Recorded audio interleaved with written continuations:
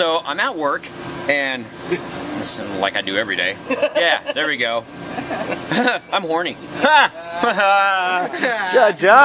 on my day off. Yeah, and you're here. What are you doing here? Yeah, I just gonna say what's up. Oh, cool. What's up? So.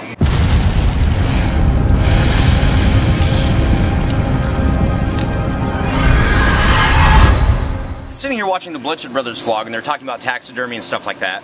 And one of the other employees, Paul, says, "Oh yeah, I've got some antlers downstairs." I'm like, okay, this is not a motive shop, so I'm thinking, what the hell are you doing with antlers downstairs? And here they are. Well, you guys already saw them, they were on my head, but very, very awesome. So I'm kind of wondering, ooh, and that gave me like a great idea too. And I want to keep this short because we're going to go into the phone call part 2 of Scott's and our conversation last night. But I had an epic freaking idea for the haunted house. Starting out, and it all stems from the taxidermy they were talking about and the antlers here, because when I think haunted house, I think of like a large main living room, dimly lit, you've got the fireplace, you know, and like an old mansion. What better way to start the haunt out than to start it in this room that's, you know, decorated old style, old haunted house-esque style, and have several different doors that go to different parts of the haunt. So for instance, you would have, you know, there'd be people in there to direct, and of course they'd be costume, you know, old people like a waiter, butler, you know, whatever, and like maybe an old like millionaire ghost looking dude. How about a moving bookcase?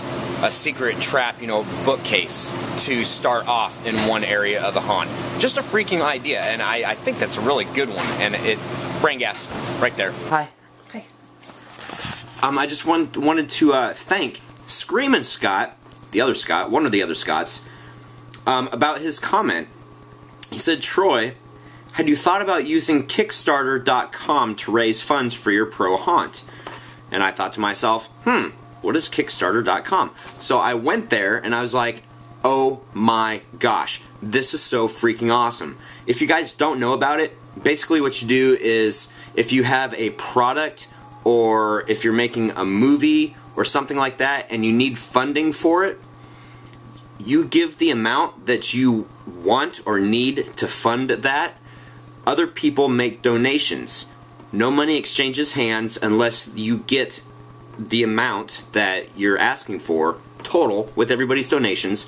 And then there's different levels of sponsorship starting at like $10 and then like $25, $50, $500, $1,000, etc.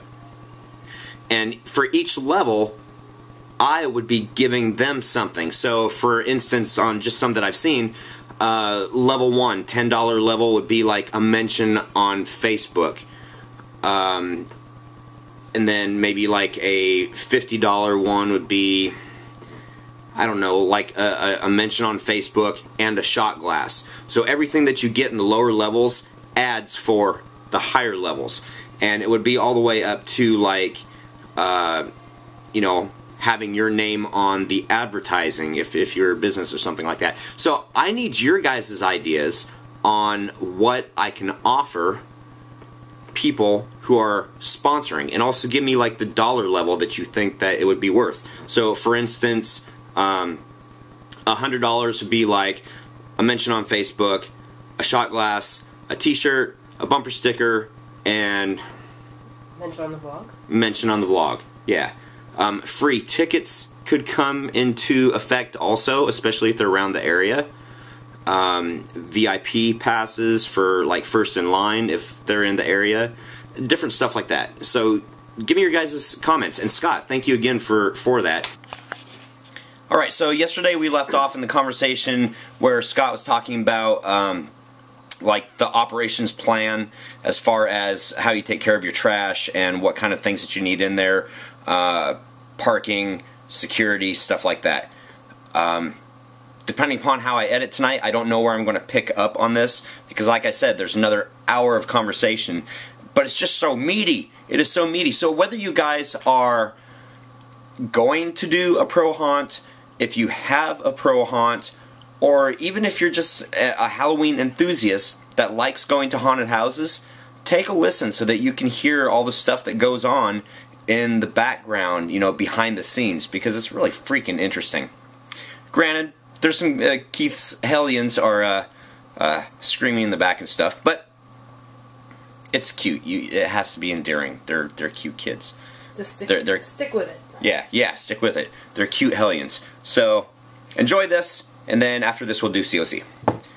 Right. In the haunted house business, on a weekend, you're going to have 5,000 people come through there, right? That's crazy. Yeah, I mean, the first time I experienced large dose crowds, I almost fainted. You know, it was like, seriously? And that's what happens. You know, it might not happen first or second year, or maybe it does. Who knows? But, you know, when it happens, it's like this is what you want to happen. But when it happens, it's like, oh, damn, it's happening. How are we going to do this, right? Right. So. Well, you know, it's interesting that you started talking about crowd numbers and whatnot, because Keith looked up, and I wish he was in here right now, but he's dealing with screaming kids. He looked up demographics for Pierce County, and that's the county I'm in. And they're kind of staggering. I mean, you know, granted, not everybody's going to come, but... In the area we're in, Lakewood, our city itself has 58,000 and some change. I can't remember the numbers. And he went one step further. He took people 65 and over? 65 and older and 5 and under for Pierce County. And subtracted those. Which put those together, that was 18%. 5 and under and 65 and older, that was 18%. And that brought us down to like 568,000 or something like that. Okay. So, which is 500,000 still. Yeah. So what is the... You have a substantial amount of folks out there to make it a haunt, you know. I don't know what you have for resources. You know, resources are a big deal in this. If you have a lot of, you know, friends and you have a lot of acquaintances and stuff like that can help you out obtaining the pieces that you need to put this together, then it's not quite so expensive, obviously, right? But on the average, when I would sell a haunt to a customer, and the cost of what it would cost to build out, say, a 3,035 square foot haunt, right, for a customer haunt, with props, and that's just like first-year props, we're going to say. Right. Totally understand. Because the props will kill you, right? Everything will kill you. But your intention first year is to get open, right? That's what you want to do. If you get the doors open, then you're a success in my book. But, you know, it's going to cost anywhere from about 10 grand to 20 grand, I'm saying. And that's in a moderate type of haunted attraction, and that's if you get a deal on your location.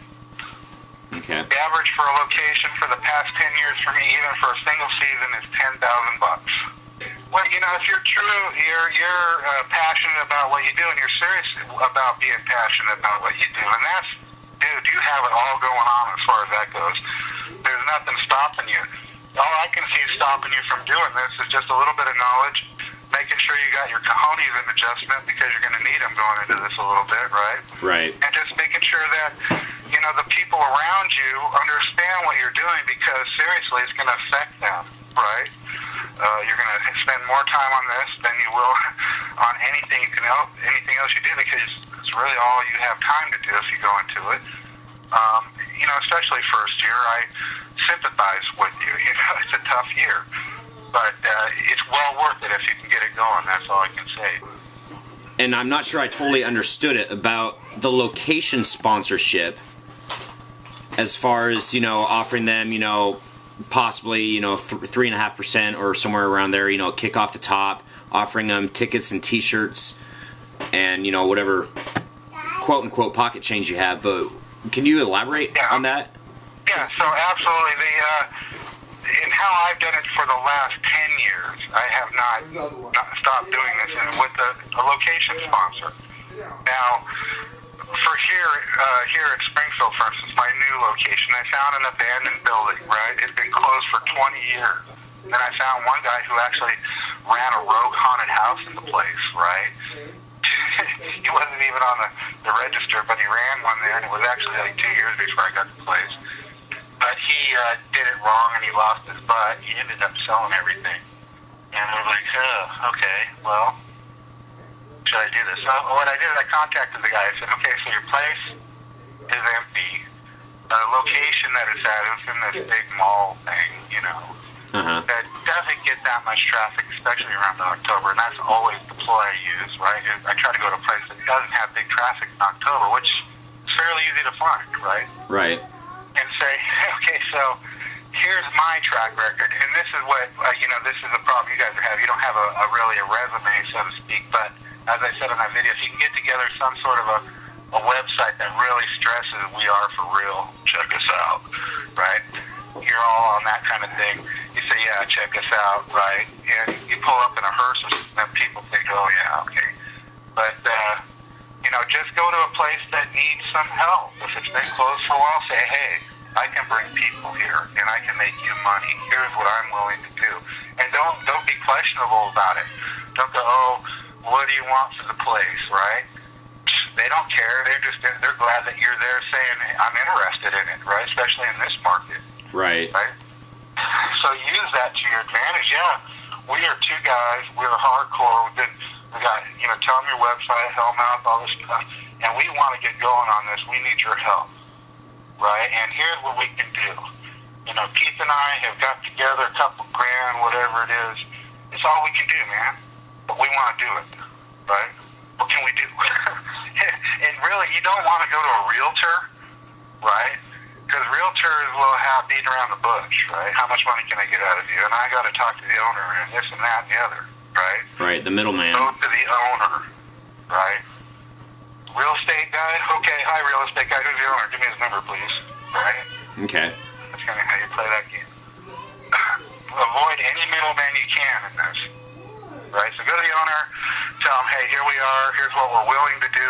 Let them know that, you know, the good things to point out is that we're going to keep the place clean and make sure it's safe and clean it up after we're done.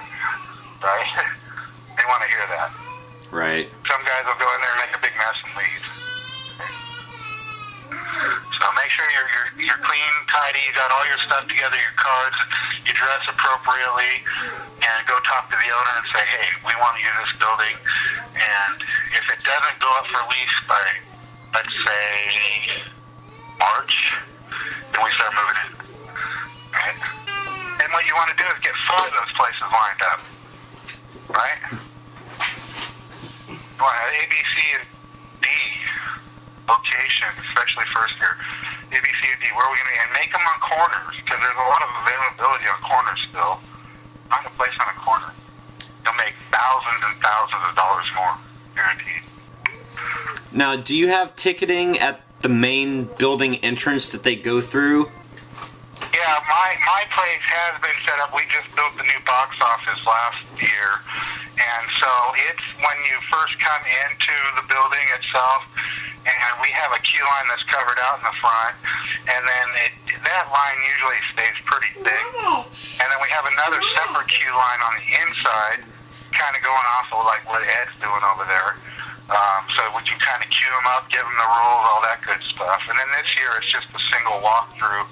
And so it's probably about a half-hour walk through that thing this year, I'm guessing. But, you know, they go through that, and then we have our market area after they come out, and they'll have to walk through that, and then they go to the exit.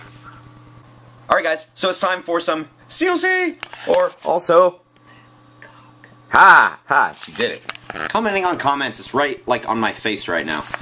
So here we go. I want to try and keep this as short as possible, so as not to bore any of the strights. Emerald Gypsy Heart. Will you be looking into a 501c for part of the Pro Haunt for your charitable side? Right now, it would be nice if I could. Obviously, if it benefits or help... My computer just flog bombed. If it helps me achieve getting the haunt, then I will. My intention is always to give back as much as I can, but my intention is also to get this haunt off the ground. So however I can achieve that this first year is what's going to happen. Widowmaker production. Wow, what a lot of bulls. When I first read that, I was all like, he didn't like it? And then I went on to read more. I know that I know, I'm laughing at my own jokes. Comedians don't laugh at their own jokes. I'm not a comedian. Well, I always told myself if I want to be a stand-up comedian, I'd be too lazy to have to sit down. I've never heard of a sit-down comedian before. Dun, dun, dun. Okay, so I know that code is there to protect the public, but it seems more and more that these codes go to the extreme. Code is expensive. Yes, and yes. The Boneyard Creep. What a wealth of info. Thanks for sharing that call. Not a problem. Even though it's first year for me, it's cool to hear what you're doing though to start going pro. Absolutely. So is this did you already do it for 2011? Or are you doing it for 2012? Are we both doing it together this year? Or what? Yeah, that sounded wrong. Rainbows are pretty and make me warm inside. What does it mean? They're so beautiful. What does it mean? What does it mean? The Dark Side Haunt 360 made a reference to a video, I believe it's on YouTube, Six Flags Great Adventure Haunted Castle Fire, Part 1 of 5. You guys can look that up. And also, Joyzy Gal made a comment about Great Adventure in New Jersey for the red tape on haunts. Yeah, so it just goes to show that such is life, that one bad seed ruins the apple. It's just always a lot of red tape. Yeah, red tape. Need to cut through it. Boldzilla Bill, just a thought. Lori Lee is the gatekeeper to you, Troy. And I am the keymaster. Would you like some coffee? Would I? Yes, have some. Yes, have some. Nice. Dropping off or picking up. Dropping off. Miss Loveseek. Triv 27 is wait, hold on. Triv 27 is way wrong. Troy works so hard at this. The vlogs and toward the pro haunt, he is a strong person and extremely smart. Yeah, it was from the comment that he made from the day before that you read in NCOC from yesterday's vlog. Yeah. Yeah, because he was like, oh, you know, it's great to have Keith there motivating you. You don't need any motivation. He's already fully motivated. Thank you. I mean, I am, but I can sometimes use a kick in the pants. I could do that. No, I'm sure you could. Oh, kick my boyfriend's butt? Nice! Yeah. I'm part of the job description. Triv 27, there's a couple things he had mentioned that I hadn't even thought about, but it made a lot of sense. And that's why, guys, that there's so much meaty stuff in this that I want to put it all on here, but I also don't want, I don't, and I'm not saying it's boring, but I'm saying that I don't want to bore you guys with a telephone conversation and everything like that. So, I don't know. You can please some of the people some of the time, but not all the people all the time. So I'm going to put it on the vlog because it's really important haunt information. There we go. Emerald Gypsy Heart made a comment first, why does Keith look different? And Lori Lee made the comment, because he shaved off all his facial hair and he got a nice haircut. Yes. So now he looks all handsome and smooth and stuff. And then Emerald Gypsy Heart said back, LOL, he looks younger. Whereas Troy's facial hair makes him look distinguished. He looks hot. Old? No, not hot. Not old. Should I shave it off again? No, please. I would be very upset if you shaved it off. Would you? Yes, I would. Okay. I'd be very... I guess I'll keep it for now. Whatever. Looks hot. FF looks at 40. Troy, like you need any more work to do these days. Oh, I love this comment too. But if you get the chance and the right topic to use, how about another interactive vlog? It would be like a blast from the past. Good luck with your adventure into the pro haunt world. Thank you. And yes, I'm thinking about doing that. It's a little bit of work to do it, and it'll probably happen on a weekend where I can wake up in the morning and do all the annotating and everything. Because, like I said, it's a little bit of work, which you made reference to, obviously. But yeah, I want to do another one. Crazy Man Living, I can't wait to see what you do. I mean, I know the pro haunt will happen even if it doesn't happen this year. This is so exciting, it's like a movie. That just tickled me pink. Okay, kind of flamboyant, I know, but I love that because it's kind of like a movie. It kind of is. It's like a documentary, kind of, I guess. Starting from the ground point up. Yeah. The script, where you start from the script and then you make it into a manual and then you make it into a movie production. VJ Xavier. Troy, I look forward to hearing all that conversation. I'm in the early planning stages of what will be a big, possibly year-round haunted attraction here in LA and could listen to stuff like that for hours. I'm in the process of planning out ratio, or female to male restrooms to number of guests. The ADA, which is the American with Disabilities Act, compliance, etc. It's amazing how much research this takes. Putting safety and compliance first is a must. I couldn't have said it better myself. It is a first, it is a must, and as long as you take care of that, you know, because where I feel that people run into problems with that is when they try to cut corners and they try to hide things. If you just do things to all the codes that you know, with all the research that we've done, then I feel that inspections and everything would be a lot easier. And, if you work with them, as long as you don't get a jerk, they should work with you too. But then again, I haven't really done this yet, so I'll probably get slapped in the face. But anyway, JHMDF, very cool chat with Scott. Looking forward to hearing the other parts. Well, guess what, guys? Oh, you just heard it. I forgot. I'm doing Suicide before I put it in the video. Never mind. You guys have already seen it. And you'll see more tomorrow, too, for part 3. So, say goodnight. Good night. Happy hunting. Good night, guys. Happy haunting. See you tomorrow. Which would be yesterday on the space-time continuum? Vlog time continuum. Vlog time continuum. Yes. Today is the tomorrow you worried about yesterday. Exactly. Lone Star, I see your Schwartz is as big as mine. Now let's see how you handle it.